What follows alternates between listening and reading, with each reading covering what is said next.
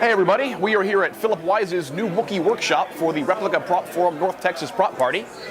That's all that cool stuff going on back there. And we're going to walk you around and show you some of the people there who have been pouring their time and labor and love into a lot of really cool replica props from Star Wars and a lot of Star Wars or Star Trek or any movie you can think of, Indiana Jones, and those are just off the top of my head. There's lots going on back there. And other stuff. Movies and video games and coolness. So we're going to go talk to them. Let's go look around. Let's go.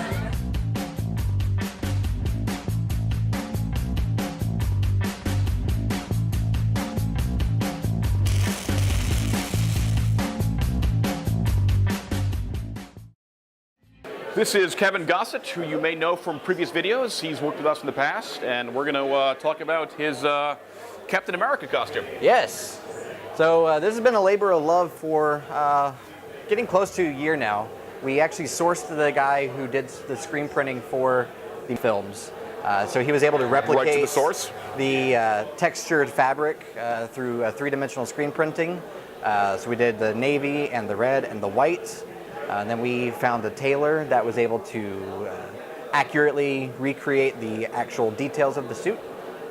These are made custom to your measurements.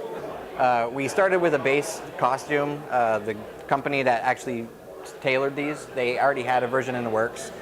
So we basically went in with screen caps, HD, 4K resolution, some behind-the-scenes stuff that some people aren't necessarily privy to.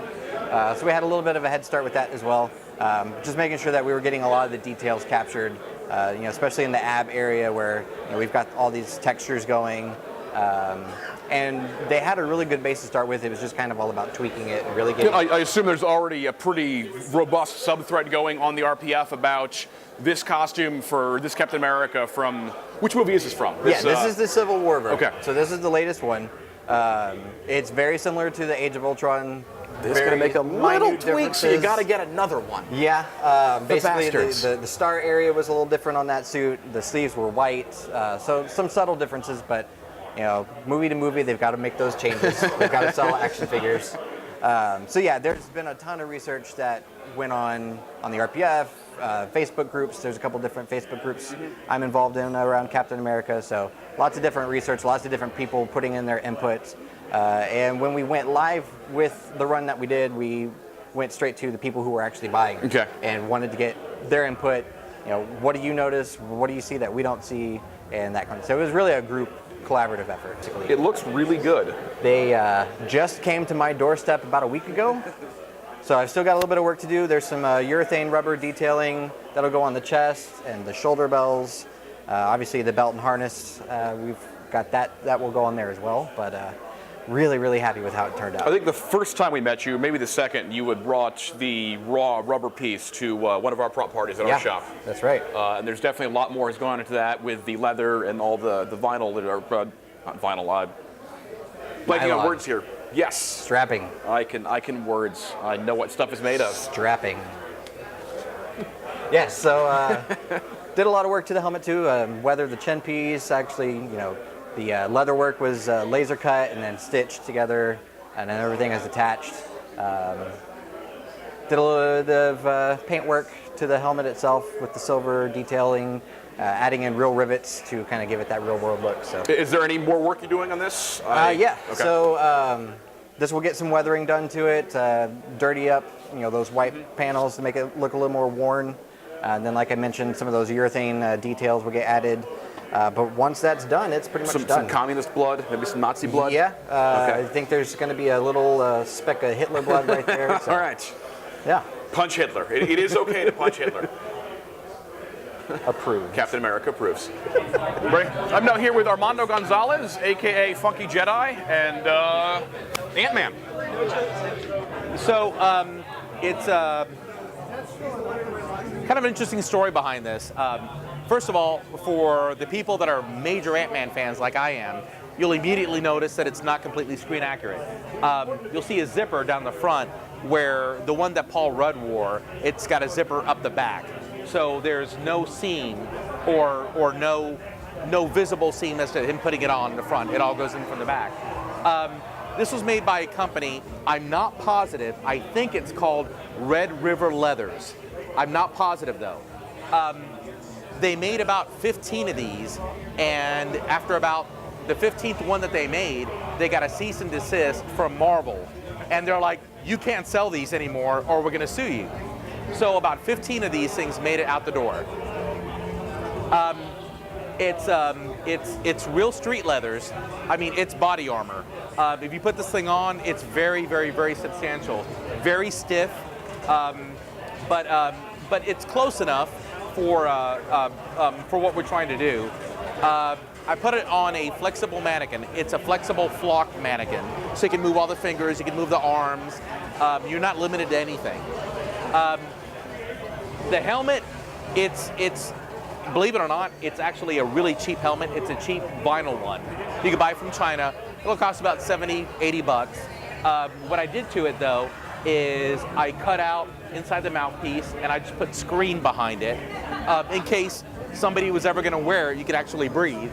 The lenses that came with it, it was like a very thin red film. Okay. I mean, but it was almost like paper. Just poke through it? Yes. So I actually took red acrylic. It's kind of hard to tell the color, but I took red acrylic and I just heat formed it, and then I glued it behind. Believe it or not, a lot of these pieces I just put on myself. These pieces here, like this detail and all the piping, it came with the suit. I scratch built the belt. It's elastic, so it can fit multiple sizes. And of course, I had to put a little yellow jacket in his hand, just because it was part of the original movie. Strangely enough, the one part that was giving me fits that I felt that it didn't make the suit was, if you can look here in the back, you've got the cabling that goes from the helmet to the backpack that I've got here. And it was giving me fits because I couldn't find what did they use? Because it was obviously something flexible, but it had to be flexible enough so that the actor could clearly, move his head around. Of course, I've just got these things just screwed in. So I read an article by the prop builders that actually made the suit and what they used. So if you're planning on doing one, this will save you hours of time, because I went through about 3 months of just going, what the hell did they use? They used old payphone. That's what That's exactly what it is. It's if you can get a hold of an old payphone, get the handle, it's the cording that comes off, and it comes in 3 different lengths. I got an old payphone handle with the cord on it. It was 72 inches, and I think I paid $15 for it off of eBay. And then, if you're having to buy the payphone, it's not just you can find like a master car and get the cabling. You need the phone itself. Yes, because what I was trying to do is I was trying to just buy the cable, and nobody sold the cable. It's you got to buy the handset with the cable attached, because they're assuming that you're gonna, you're gonna make your own payphone.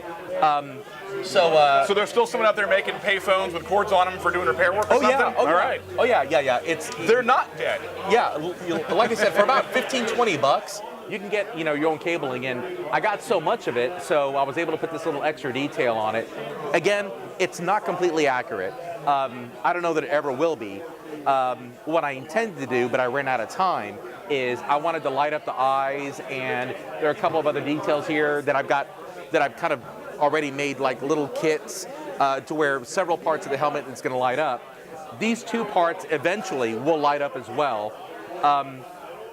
I'm not thrilled with this. These are just made out of foam. These are just like little Velcro gauntlets. They're just costume pieces. Right. But eventually, I'm going to make them out of better materials. Something that looks a little more substantial.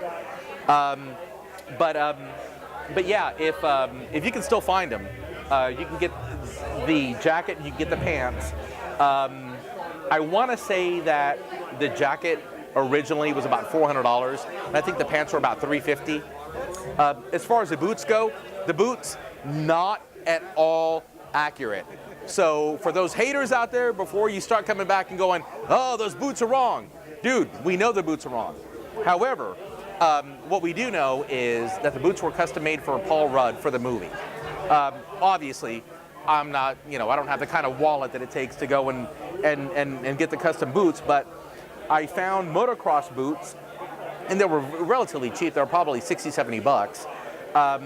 And they looked the part, and they were close enough, and basically I just used red acrylic, and and I just painted them up. Again, it's not accurate, but it fits. It works with the. Yeah, it fits the look. And of course, I just used some padding. He still looks a little skinny. He's a little malnourished, but he's still a little skinny. I need to fill him out a bit more. But that's basically it. If you look at the back, I don't know if we can do this. There you go. Take a look at the back. The backpack is, if you can believe it, it's mostly just made out of that EVA foam. Okay. That and some plastic. I wish I could tell you guys, because everybody keeps asking me, where did you find these fittings? I found them at Home Depot. They were in the plumbing section. I don't know what they are, okay, but it was perfect. It was just a perfect diameter, and they're made out of, were those brass and painted, or were those? Yeah. Okay. Yeah, they were originally kind of a copper color, and I just painted them up. But they move and they swivel, and they've got a metal housing. Right. And I just incorporated in there. I basically just glued this on. And the belt is also EVA foam? Yes. Okay. Yes. Yeah. All this stuff is just scratch built. It's mostly just EVA. I mean, if you can actually press your nail up against it, you see that there's a lot of give. But these brass fittings were just absolutely perfect. And I just drilled holes in the back of the helmet, and then just stuck them in. And so, again, it's not completely screen accurate, but for the most part, it's you take a look at him and you got Ant-Man.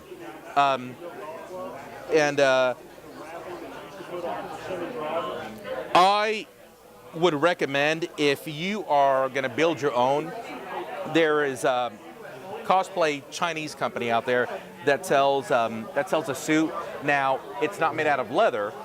I think it's made out of kind of a vinyl, but I really wanted to go with the look of leather, only because it just looks a little more.